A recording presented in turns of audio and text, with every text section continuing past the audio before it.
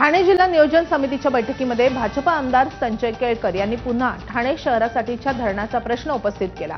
मुंबई महापालिकेकडून ठाण्याला होणारा पाणीपुरवठा काही कारणास्तव बंद होणार आहे का, त्यामुळे अधिकचं पाणी मिळणार का, असे अनेक प्रश्न केळकर यांनी विचारले। त्यावर ठाण्याला होणाऱ्या पाणीपुरवठ्यासंदर्भात मुंबई महापालिकेशी चर्चा झाली असून तो खंडित होणार नाही असं स्पष्टीकरण उपमुख्यमंत्री एकनाथ शिंदेंनी दिलं। तसंच वसई विरार आणि पालघरसाठीच्या धरणांमधलं पाणीही आपल्याला मिळेल असंही त्यांनी सांगितलंय।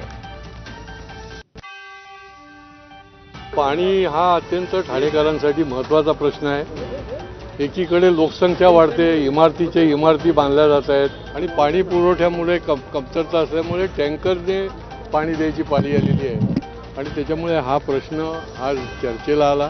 रेग्युलर बैठका घेऊन हा धरणाचा प्रश्न जो आहे तो मार्गी लागला पाहिजे अशी आमची आग्रही भूमिका आहे आणि माननीय पालकमंत्र्यांनी देखील की निर्देश दिले।